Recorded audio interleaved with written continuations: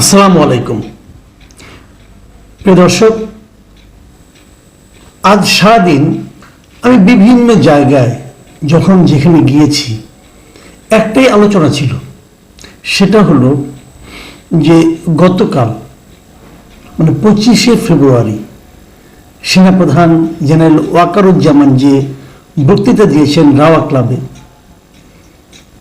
সেই বক্তৃতা নিয়ে উনি কেন কি কথা বললেন, কেন এমন কথা বললেন, এ কথার কি ব্যাখ্যা হতে পারে, এই শব্দটার কি ব্যাখ্যা, ওনার এইভাবে বলার কি ব্যাখ্যা, ওনার বডি ল্যাঙ্গুয়েজের কি ব্যাখ্যা, এবং উনি এই সময়ে কেন বললেন, কাদের উপস্থিতিতে বললেন, এই সবগুলি বিষয় নিয়ে কিন্তু আলোচনা হয়েছে।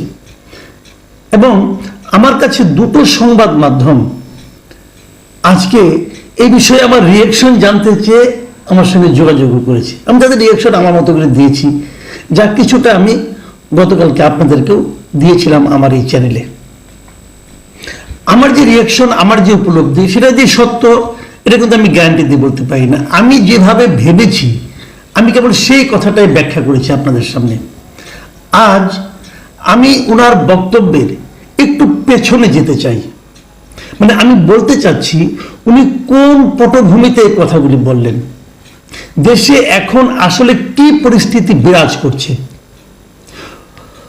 অগাস্টে 5ই আগস্টে শেখ হাসিনার পতনের পর এই দেশের মানুষ এই যে এত রক্ত দিয়ে একটা আন্দোলন করলো, একটা পতন ঘটালো, একটা গণ অভ্যুত্থান করলো, মনে রাখবেন এটা কিন্তু গণ অভ্যুত্থান, ছাত্র অভ্যুত্থান নয়। এই যে একটা গণ অভ্যুত্থান ঘটালো, সেই সময় এই দেশের মানুষের কি প্রত্যাশা ছিল এবং সেই প্রত্যাশার বিপরীতে তারা কি পেল। হাসিনার পতন ঘটালো সারা দেশের মানুষ, নতুন সরকারকে নিয়োগ করলো ছাত্ররা, মাথায় রাখবেন। তারা এসে কাদের প্রত্যাশা পূরণ করলো? সারা দেশের মানুষের প্রত্যাশা পূরণ করলো, নাকি ছাত্রদের নেতা হিসেবে নিজেদের জাহির করা ব্যক্তিদের প্রত্যাশা পূরণ করলো? এবং তারপর দেশে আইন শৃঙ্খলার কি পরিস্থিতি নেমে আসলো, দেশে মব কালচার কোথায় গিয়ে ঠেকলো, ট্যাগ কালচার কোথায় গিয়ে ঠেকলো, এই সবই কিন্তু আলোচনার বিষয়। মানুষ কি নিরাপদ? কালকে দেখলাম শিক্ষা সফরে যাচ্ছে কয়েকটা বাসে করে, সেটা থামিয়েও ডাকাতি হয়েছে। যাত্রীবাহী কোচ, রাতের বেলাতে নাইট কোচগুলো হয়, সেগুলো এখন আর নিরাপদ বিবেচিত হচ্ছে না। এই যে অস্থিরতা, সেই অস্থিরতার প্রেক্ষিতেই কিন্তু ওনার অস্থিরতা যখন চূড়ান্ত রূপ ধারণ করেছে, এবং এই অস্থিরতাকে স্বীকার করে নিয়ে স্বরাষ্ট্র মন্ত্রণালয়ের দায়িত্বপ্রাপ্ত উপদেষ্টা যখন মধ্যরাতে একটা প্রেস কনফারেন্স ডেকে মানে হাস্যকর সব কথাবার্তা এবং অজুহাত দেন, ঠিক তার পরদিনই কিন্তু সেনাপ্রধান এই বক্তব্য দিলেন। এই বক্তব্য উনি অনেক কড়া কথা বলেছেন, অনেক কথা স্পষ্ট করে বলেছেন। কিন্তু আমি এই আলোচনার আগে আরেকটা কথা বলতে চাই যে এই আলোচনার পেছনে কি আর কিছু নেই? আপনারা একটু চিন্তা করে দেখেন, ঠিক এই ঘটনার দুদিন আগে মানে 25 তারিখে উনি বক্তৃতাটা দিলেন, 23 তারিখে দেশের একটা 5 তারকা হোটেলে একটা নতুন সংগঠনের আত্মপ্রকাশ ঘটেছে। আমি এই নতুন সংগঠনের আত্মপ্রকাশের যে নিউজটা বেরিয়েছে দৈনিক প্রথম আলোতে, আমি সেই প্রথম আলোর শিরোনামটা আপনাদের পড়ে শোনাই। নতুন গবেষণা প্রতিষ্ঠানের আত্মপ্রকাশ, অনুষ্ঠানে 3 সেনা প্রধান সহ রাজনীতিবিদরা, এই হল নিউজটা। এবং এই নিউজটার পুরো আয়তন 300 ওয়ার্ডের একটা নিউজ, 300 ওয়ার্ডের একটা রিপোর্ট। সেই 300 ওয়ার্ডের রিপোর্টে আমি আপনাদের কিছু পড়ে শোনাতে চাই, আপনারা একটু শুনুন। সেখানে কি বলা হয়েছে? দেশে নতুন একটি গবেষণাধর্মী প্রতিষ্ঠানের আত্মপ্রকাশ ঘটেছে।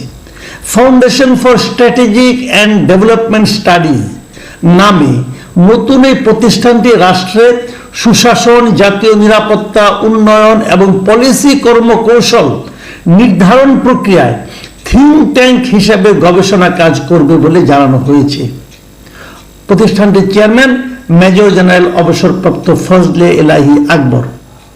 ফজলে এলাহি আকবর সম্পর্কে আপনাদের হয়তো কেউ কেউ জানেন, কেউ কেউ জানেন না। উনি খালেদা জিয়া যখন বিএনপি সরকার ছিল, খালেদা জিয়ার সঙ্গে উনি খুবই ঘনিষ্ঠ ছিলেন এবং বিএনপি লাইনের উনি সাবেক সেনা অফিসার হিসেবে ওনাকে সবাই চিনে। তারপরে আর তেমন কিছু নাই, কিন্তু এখানে কি হয়েছে না হয়েছে সেটা নাই। তারপরে বলা হলো অনুষ্ঠানে কে কে ছিলেন তার কাহিনী, এবং পুরো নিউজটার মধ্যে 85% স্পেস জুড়ে আছে কে কে ছিলেন। 85 হবে না, 90% জুড়ে হবে। 90% জুড়ে ছিল কে কে ছিলেন। এখানে আর কিছু হয়নি। আলোচনা কে হয়েছে কেউ বলে না, কারো কথা উল্লেখ নেই। আলোচনা কিন্তু করেছেন, সেনাপ্রধান নিজেও বক্তৃতা দিয়েছেন, সেই বক্তৃতাও কিন্তু এই রিপোর্টে আপনি পাবেন না। এখানে এখন দেখেন কে কে ছিলেন, আমি একটু আলোচনা আপনাদেরকে করি এই ব্যাপারটা নিয়ে। অনুষ্ঠানে উপস্থিত ছিলেন সেনাবাহিনী প্রধান ওয়াকরুজ্জামান, বিমান বাহিনী প্রধান এয়ার মার্শাল হাসান মাহমুদ খান, নৌবাহিনীর প্রধান অ্যাডমিরাল মোহাম্মদ নাজমুল আহসান এর উপস্থিত ছিলেন। এছাড়াও ছিলেন সাবেক সেনাপ্রধান জেনারেল আবু বিলাল মোহাম্মদ শফিউল হক, সাবেক সেনাপ্রধান জেনারেল এম নুরুদ্দিন খান এবং অবসরপ্রাপ্ত বেশ কিছু সেনা কর্মকর্তা এরা উপস্থিত ছিলেন, সেনাবাহিনীর লোকজন। আর কে ছিলেন? রাজনৈতিক ব্যক্তিত্ব হিসেবে ছিলেন বিএনপির মহাসচিব মির্জা ফখরুল ইসলাম আলমগীর, স্থায়ী কমিটির সদস্য আব্দুল মঈন খান, আমির খসরু মাহমুদ চৌধুরী, মেজর অবসরপ্রাপ্ত Hafizuddin Ahmed, vice chairman air vice marshal Altaf Hossain Chowdhury, চেয়ারপারসনের উপদেষ্টা কাউন্সিলের সদস্য ইসমাইল হোসেন জাবিউল্লাহ, তারপরে খালেদা জিয়ার একান্ত সচিব ABM আব্দুল সাত্তার, বিএনপির কেন্দ্রীয় নেতা মাহাদি আমিন, শামা ওবায়েদ, মওদুদ হোসেন, আলমগীর পাভেল, শাহীউল কবির খান, আরো অনেকে ছিলেন, এগুলোর নাম আছে না। এছাড়াও ছিলেন অন্যান্য পলিটিশিয়ানদের মধ্যে নাগরিকত্বের ঐক্যের সভাপতি মাহমুদুর রহমান মান্না, জামায়াতে ইসলামের নায়েবে আমির সৈয়দ আবদুল্লাহ মোহাম্মদ তাহের, গণসংহতি আন্দোলনের জুনায়েদ সাকি, ন্যাশনাল ডেমোক্রেটিক মুভমেন্টের ববি হাজ্জাজ। আরো ছিলেন উন্মুক্ত বিশ্ববিদ্যালয় উপাচার্য ABM ওবায়দুল ইসলাম, ডেইলি স্টারের সম্পাদক মাহফুজ আনাম, মানব জমিনের প্রধান সম্পাদক মতিউর রহমান চৌধুরী, দেশ রূপান্তরের সম্পাদক কামাল উদ্দিন সবুজ, 21 টেলিভিশনের চেয়ারম্যান আব্দুল সালাম, সাবেক পুলিশ প্রধান আশরাফুল হুদা, প্রধান উপদেষ্টার বিশেষ সহকারী মনির হায়দার সহ অবসরপ্রাপ্ত ঊর্ধ্বতন সরকারি বেসরকারি কর্মকর্তারা। তার সঙ্গে আবার কে ছিলেন? আরো ছিলেন ওখানে বক্তব্য দিয়েছেন কে কে? বক্তব্য দিয়েছেন major general M Abul Kalam, সেনাপ্রধান ওয়াকরুজ্জামান, অর্থনীতিবিদ অধ্যাপক মাহবুবুল্লাহ, রাষ্ট্রবিজ্ঞানী অধ্যাপক দিলারা চৌধুরী, আইনজ্ঞ অধ্যাপক বুরহানুদ্দিন খান এবং জাহাঙ্গীরনগর বিশ্ববিদ্যালয়ের উপাচার্য অধ্যাপক কামরুল আহসান। বলেন ছিলেন না কে? ছিলেন না কে? সরকারি বেসরকারি কে ছিলেন না? প্রশ্নটা হলো এই থিঙ্ক ট্যাঙ্ক কারা বানাচ্ছেন, কেন বানাচ্ছেন, এরা কি থিঙ্ক করতেছেন, এই ট্যাঙ্কের থেকে থিঙ্কিং এর কতটুকু কি বের হয়েছে যে এই থিঙ্ক ট্যাঙ্কের আলোচনা বসার দুদিনের মধ্যেই ওয়াকরুজ্জামান এত কিছু বলছেন। এবং পরবর্তীতে দুদিনের মাথায় যেটা রাওয়া ক্লাব উনি বলেছেন, ওখানেও কিন্তু এই মেজর জেনারেল নুরুদ্দিন এরা উপস্থিত ছিলেন। তো এখন সব মিলিয়ে কি দাঁড়ালো? আজকে ওনার এই বক্তব্যের পরে, ওনার যে কালকের যে অনুষ্ঠানে উনি বক্তব্য দিয়েছেন, যে বক্তব্য নিয়ে সবাই এখন আলোচনা করছেন, সেই বক্তব্য নিয়ে নানা জনে নানা কথা বলছে, দেশি বিদেশি পত্র পত্রিকা লেখালেখি হচ্ছে। কিন্তু আর্মি চিফ একটা বক্তব্য দিয়েছেন এবং এই বক্তব্য অবশ্যই গুরুত্বপূর্ণ, অবশ্যই ইঙ্গিতপূর্ণ। আমি নিজেও এই বক্তব্য নিয়ে কালকে আলোচনা করেছি এবং আমি পার্সোনালি বলেছি আমি কিন্তু এই বক্তব্যে আনহ্যাপি নই। কারণ আমি মনে করি যে কাউকে না কাউকে বলা উচিত ছিল, কেউ না কেউ তো বলবে যে যা চলছে তা ঠিক হচ্ছে না, যা চলছে তা ঠিক হচ্ছে না, এই কথা কেউ না কেউ তো বলা উচিত। আমাদের সেনাপ্রধান সেই কাজটা করেছেন। আমরা যেমন অগাস্ট মাসে বলছিলাম, ভাবছিলাম যে কারো না কারো তো বলা উচিত প্রাইম মিনিস্টারকে, মানে তৎকালীন প্রাইম মিনিস্টারকে, আপনি ঠিক করছেন না এবং আপনি যা করেছেন তার জন্য আপনার অধিকার নেই এই পদে থাকার। আমরা অপেক্ষা করেছিলাম কে বলবে, কে বলবে।